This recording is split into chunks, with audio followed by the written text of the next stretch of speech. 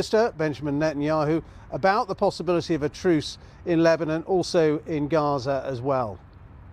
Let's reflect on some of this with Laura Blumenfeld, who's a Middle East analyst, a former senior policy advisor to the State Department's Israeli-Palestinian negotiating team. And thank you very much for being with us. First of all, the possibility of a ceasefire in Lebanon. Do you think that is a real possibility? Are you optimistic?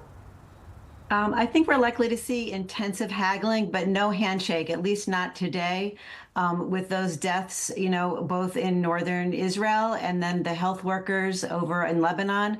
I mean, we see that it's still very much an active front. I think that this is kind of a final countdown and maybe a final showdown as we're 5 days away from the U.S. election. Prime Minister Netanyahu, I think he's waiting to see who the next president will be.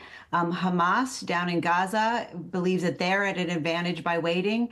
And Hezbollah as well has rejected at least some of the leaked details from that draft agreement that our diplomats were intensively working on. You can't blame the Americans for trying. The manpower is impressive. They've sent the CIA Director, Bill Burns, he's in Cairo, and you've got Hopkins and McGurk. Those are two top Biden officials in Israel. And of course, General Kurilla, who's our CENTCOM commander, is in Israel, probably looking at the next steps with Iran. On the other hand, President Trump is tweeting or posting on X that he is the peace president. So one thing is sure, that if we don't have peace, we'll at least have a president. And then from that, after November 5th, we can go forward, hopefully, toward resolution.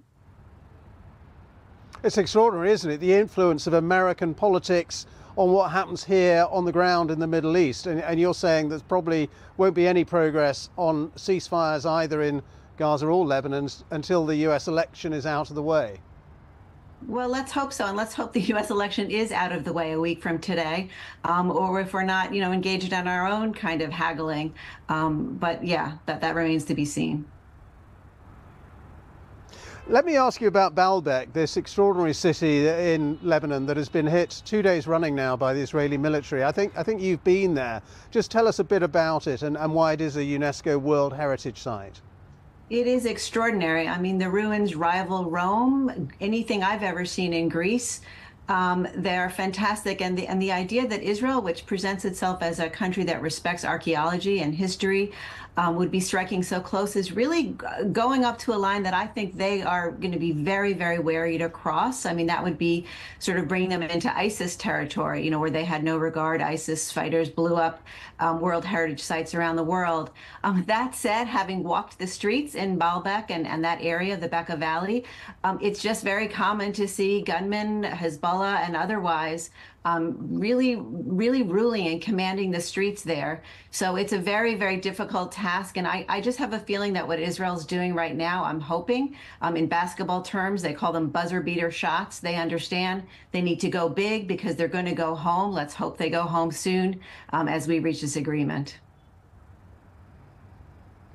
All right, Laura Blumenfeld, thank you very much indeed for your analysis of where we are at the moment, both in Lebanon and with the fighting in Gaza as well. That's the latest from me here in Jerusalem. Lewis, back to you in the studio. Ben, thank you very much.